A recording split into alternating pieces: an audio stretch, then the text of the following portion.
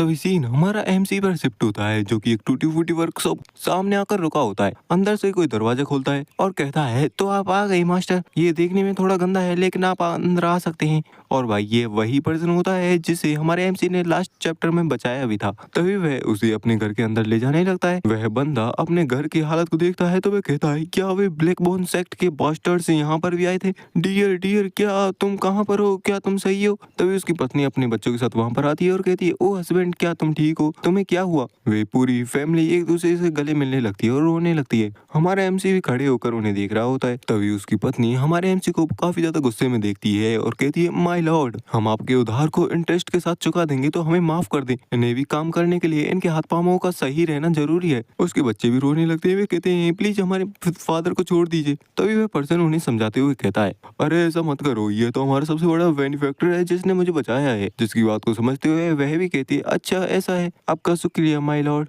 जिनकी ऐसी हरकतों को देखकर हमारा एमसी भी शांत खड़ा होता है। वह बंदा भी कहता है, हमारा घर इतना अच्छा नहीं है, लेकिन क्या आपको दिक्कत नहीं हो तो क्या आप अंदर चल के हमारे साथ थोड़ा चाय पी सकते हैं? हमारा एमसी भी हाँ कर देता है और अंदर जाने लगता है। तभी वह बंदा हमारे एमसी के लिए चाय करते हुए कहता है, ये चाय की पत्तियां थोड़ी सी चीप हैं, लेकिन फिर भी ये आपके टेस्ट को नहीं बिगाड़ेंगी। एमसी भी चाय पीते हुए कहता है, यह चाय तो अच्छी है, वैसे इसकी अरोमा भी काफी अच्छा है। तभी वह बंदा कहता है, माय लॉर्ड, मुझे नहीं पता आखिरकार हम आपके इस उधार को कैसे चुकाएंगे। एमसी भी कहता है, नहीं, इसकी कोई ज़रूरत नहीं है। वैसे भी मैंने इस काम को करते टाइम मैंने कभी भी इसके बदले में कुछ माँगने का नहीं सोचा था। एनीवे, मैंने सुना था कि ब्लैक बोन सेक्ट तुमको काफ़ी सताता है और तुम्हारी इस जगह को भी तोड़ डाला था उन्होंने। वह भी बताता है, हाँ माय लॉर्ड, वे जो लोग आपको मिले थे वो सारे ही लोग ब्लैक बोन सेक्ट से जुड़े हुए थे। ब्लैक बोन सेक्ट अंडरवर्ल्ड का एक ग्रुप है जिसे ग्युमजू और उसकी बेटी ग्युमजुल दोनों ही लीड करते हैं। वे दूसरे लोगों से गैम्बलिंग करवा कर दूसरे लोगों पर कर्ज को बढ़ाते जाते हैं और यह एक काफी बड़ी ऑर्गेनाइजेशन है।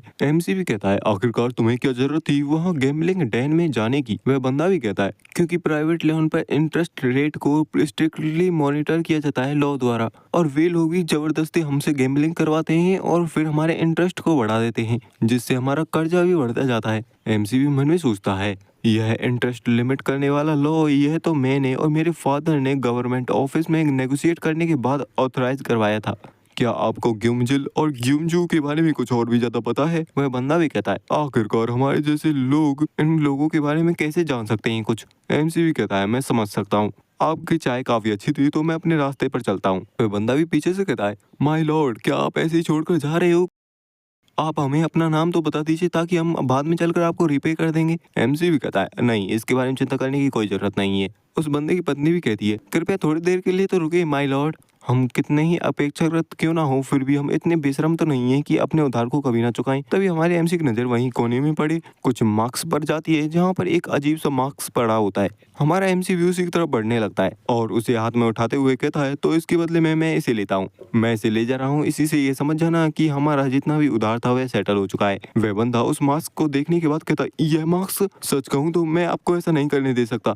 जैसा कि आप देख सकते हो, ना तो इसमें आंखों के लिए कोई छेद है और ना ही नाक के लिए कोई छेद है, और इसके ऊपर की फिनिशिंग भी अच्छी तरीके से नहीं हो पाई है, और यह एक ऐसी चीज है जिसे मेरे फादर ने मरते टाइम बनाया था। मुझे तो सुनने में भी यह भी आया है कि यह एक अनलकी चीज है, इसलिए मैं इसे डिस्ट्रॉय करने ही वाला था। एमसी भी कहता है, तुम्हें क्या लगता है आखिरकार तुम्हारे फादर ने इसे क्यों बनाया होगा? वह बंदा भी कहता है, वह तो एक पागल पर्सन था, तो मुझे क्या पता उसने क्या सोचा होगा। एमसी भी उससे पूछता है, जब तुम्हारे फादर पागल हुए थे उससे पहले क्या उनके साथ कुछ हुआ था? वह बंदा भी इस बात को सुनकर चौंक जाता है और कहता है, क्या, क्यों? सही बताऊं तो मेरा एक बड़ा भाई था जो कि मुझसे भी काफी ज्यादा टैलेंटेड था, लेकिन एक दिन उस पर गलत आरोप लगाकर उसे गवर्नमेंट की जेल में कैद कर दिया गया। उस टाइम पर मेरे फादर के कनेक्शंस लुयोंग के एक इंस्पेक्टर के साथ थे, तो वे उनके पास गए थे बात करने के लिए। उन्होंने बात करने पर पाया कि उनको काफी बड़ी घूस देनी होगी, जिस वजह से ही वे उसके बेटे को छोड़ेंगे, तो इसलिए उन्होंने एक काफी बड़ा यामा उधार लिया, वो भी ब्लैक बोन सेक्ट से। लेकिन इस सब के बाद भी हमें हमारे भाई की एक डेड बॉडी मिली। मैंने तो यहाँ तक कि सुना है कि उस इंस्पेक्टर ने खुद ही मेरे भाई को मरवाया था, लेकिन बाद में पता चला कि स्टोरी और भी ज्यादा कुछ है। सुनने में ऐसा आया कि कुछ हाई ऑफिशियल्स ने अपनी काफी महंगी महंगी चीजों को शर्त पर लगाया था, और उनमें से एक ने मेरे फादर के लिए अपनी एक वैल्यूएबल चीज को सबमिट किया था, लेकिन उनमें से जो एक हार गया था वह सच में काफी ज्यादा गुस्सा हो गया था, जिस वजह से वह डायरेक्टली मेरे फादर को पनिश तो नहीं कर सकता था, इसलिए उसने मेरे भाई को दोषी करार करके उसे जेल में बंद करवा दिया। उस दिन के बाद से मेरे फादर रोज गवर्नमेंट ऑफिस के बाहर जाते और प्रोटेस्ट करते, लेकिन वहाँ पर भी लोग उन्हें धक्के मार कर भगा देते थे। यहाँ तक कि उस ऑफिसर ने भी मेरे फादर पर बड़े अधिकारियों के सम्मान को ठेस पहुंचाने का आरोप लगाया था, और यह इंश्योर करने के लिए कि मेरे फादर कभी भी आगे चलकर मास्क ना बना पाए। इस वजह से उन्होंने उनके हाथों को ही क्रश करवा दिया और काफी बुरी हालत में आए थे वे इस दिन। और उस दिन के बाद से मेरे फादर कभी भी अपनी वर्कशॉप से बाहर नहीं आए। मैंने उनको सिर्फ तब देखा जब वे मर चुके थे। एमसी भी कहता है जो कि तुमने अभी मुझे बताया है, उस सब को बताने के बाद भी तुम क्या अभी तक नहीं समझे हो आखिरकार इस मास्क के पीछे की असली मीनिंग क्या है। वह बंदा भी पूछता है, प्लीज मास्टर मुझे बताइए आखिरकार इसका क्या मतलब है, मैं भी इसके बारे में जानना चाहता हूँ। एमसी बताता है, हाँ ये मास्क देखने में काफी अनाड़ीपन से बना हुआ दिखाई देता है। वह ओल्ड मैन सच में पूरी तरीके से पागल हो चुका था। उसके बाल बिखरे हुए थे, उसके मुंह से लार टपक रही थी और वह काफी दिनों से भूखा भी था। उसके हाथ नहीं थे जिस वजह से उसने अपने पाँव के अंगूठों के साथ इस मास्क को बनाया था। वह नाइफ जिससे वह उस मास्क को बना रहा था वह काफी बेकार था, जिस वजह से उसके पाँव में भी चोट लग गई, लेकिन फिर भी वह नहीं रुका। यह मास्क उस बंदे की इस दुनिया के खिलाफ नफरत की निशानी है। जिस पल यह मास्क कंप्लीट हुआ वह दिन उसका लास्ट दिन था। उस दिन उसने लास्ट सांस ली थी अपनी, और इस तरीके से एक श्रापित चीज जन्मी। फिर वह हंसता खेलता परिवार मारा जाता है। नहीं भाई रुको, ये कहानी जिस बंदे को हमारे एमसी ने बचाया उसे ही उसके परिवार के साथ मार दिया। कौन सा राइटर है भाई ये। और जस्टिफिकेशन में हमारा एमसी यह कहता है कि उनकी ऐसी प्योर सोल इस दुनिया में नहीं रह सकती जिस वजह से यह मर ही जाएं तो ही शांति पाएंगे, और एक प्योर डेविल की तरह उनके परिवार को ही देख रहा होता है और कहता है इनकी फैमिली सिर्फ मौत में ही अपनी शांति पाएगी। आखिर उस आर्टिस्ट ने इस मास्क को बिना होल के साथ क्यों बनाया, मैं अब समझ सकता हूँ। ऐसा नहीं था कि वह इसमें छेद नहीं कर सकता था आंखों और नाक के लिए, बल्कि उसने ऐसा चुना ही नहीं। ऐसा इसलिए है क्योंकि यह दुनिया खुली आंखों से देखने योग्य है ही नहीं। में लुयोंग की एक गली का सीन दिखाया जाता है जहाँ पर कोई बंदा अपने हाथ पर टैटू गुदवा रहा होता है। वह टैटू गोदने वाला बंदा भी कहता है अब तुम फिर से एक और स्कल टैटू अपने हाथ पर बनवा रहे हो। आखिरकार वह कौन अनलकी कमीना है जिसे अब तुमने खत्म किया है। हाँ मैंने एक स्कल टैटू तो बना दिया है, क्या तुम्हें और भी बनवाने हैं। वह तगड़ा बंदा भी कहता है नहीं, इस काम को यहीं पर रोक दो और शॉपकीपर तुम थोड़ी देर के लिए बाहर जाओ। अगले ही पल छत तोड़कर कोई बंदा अंदर आता है और ये काफी सारे किलर्स होते हैं। और उनको आता हुआ देख वह बंदा भी कहता है मैं तुम्हारा ही इंतजार कर रहा था। जहाँ पर वह किलर अटैक तो करता है, लेकिन वह बंदा भी तैयार होता है अटैक को झेलने के लिए। काउंटर अटैक में करता है काफी खतरनाक पंच अटैक, जिससे तो उसके दांत भी बाहर निकल आते हैं। तभी उसके पीछे से एक और बंदा आता है उस पर अटैक करने के लिए, लेकिन तभी वह तगड़ा बंदा उसके गले को पकड़कर वहीं जमीन पर देकर मारता है। तभी तीसरे को मारता है काफी खतरनाक सी लात। तभी एक और बंदा भागता हुआ आ रहा होता है, पीछे से अटैक करने के लिए एकदम तैयार होता है, जिसे सेंस करते के साथ ही मारता है उसकी रिब्स पर काफी खतरनाक सा पंच अटैक। देखते ही देखते उसने सारे ही बंदों को ढेर कर दिया होता है। वह बंदा भी हंसते हुए कहता है तुम अपनी प्रेजेंस को तो छुपा सकते हो लेकिन अपने किलिंग इंटेंट को नहीं छुपा सकते। यही असली डिफरेंस होता है एक मार्शल आर्टिस्ट और एक नॉर्मल पर्सन में।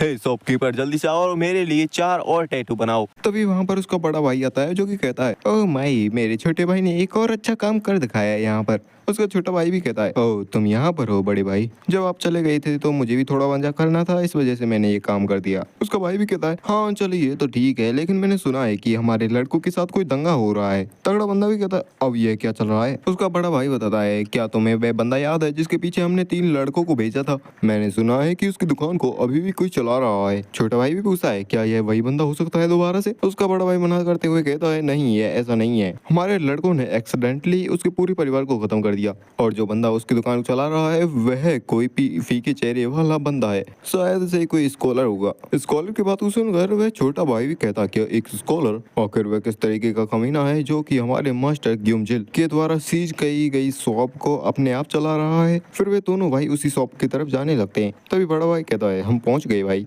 छोटा भाई भी पूछता है क्या यह वही है जिसके बारे में तुम कह रहे थे। उसका बड़ा भाई भी कहता है इसे मैंने भी पहली बार देखा है, देखने में ये काफी जवान लग रहा है, क्या यह उस बंदे का डिसाइपल हो सकता है जो कि हमारा एमसी होता है, मास्क लगाकर बैठा होता है और मूर्ति बना रहा होता है। छोटा भाई कहता है तो चलो हम खुद से जाकर उससे पूछ लेते हैं। हे आखिरकार वह मास्क आर्टिस्ट कहाँ गया। हमारा एमसी भी अपने चेहरे को ऊपर करते हुए उसकी तरफ देखता है, जिसे देखकर तो वह भी एक पल के लिए डर जाता है, पर मन में सोचता है क्या एक बेकार के मास्क को देखकर मैं इतना घबरा गया, ये तो थोड़ा अशुभ सा लग रहा है। और वह काफी ज्यादा गुस्सा हो जाता है और कहता है हे लड़के, तुमसे जो बड़े कह रहे हैं क्या तुम उनको नहीं सुनते, कितने ही बेकार हो तुम। तभी हमारा एमसी अपनी उस मूर्ति को वहीं पर रखकर अपने मास्क को हल्का सा ऊपर करके कहता है, क्या तुम गुआन यिन के चेहरे को जानते हो? उन्होंने उसके चेहरे को सही से देखा नहीं होता है, जिससे वह भी नहीं उसके चेहरे को नहीं देख पाते और कहते हैं, हाँ गुआन यिन, आखिर ये अब किस तरह की बात कर रहा है?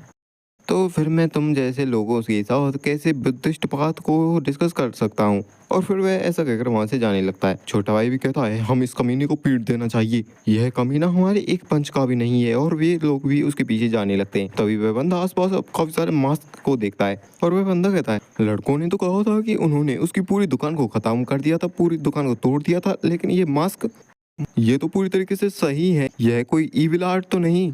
उसका बड़ा भाई भी कहता है, हाँ देखने में तो कुछ ऐसा ही लगता है।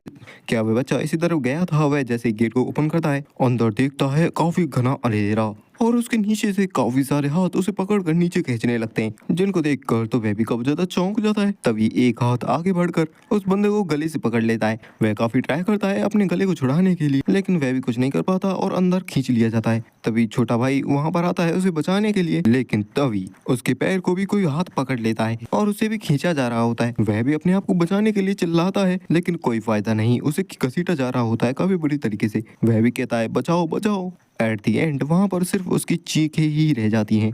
वह नज़ारा काफी ज्यादा ही डेवलस सा होता है और वहां से काफी ज्यादा ही डार्क ऑरा निकलने लगता है। वहां पर रखे मार्क्स भी हंसने लगते हैं। तभी सीन हमारे एमसी पे शिफ्ट होता है, जो कहीं दूर बैठा होता है और वह एक मूर्ति बना रहा होता है। वह कहता है, मैं इसे फिगर आउट नहीं कर सकता, क्या सिर्फ एक शेप को ही नकल कर देना यह सही रहेगा? जिस बुद्धा को मैं जानता हूँ, आखिरकार उसका असली चेहरा कैसा होगा? चलो यह पूरा हुआ, जहाँ पर उसने उस मूर्ति पर भी अपने मास्क जैसा चेहरा बना दिया होता है और लास्ट में कहता है, शांति से आराम करना। ब्लैक बॉन सेक्ट और गेमजू, तुम जितना भी छटपटाना चाहते हो तब तक के लिए उतना छटपटा सकते हो, क्योंकि जल्द ही मैं तुम सभी को क्रश करके रख दूंगा।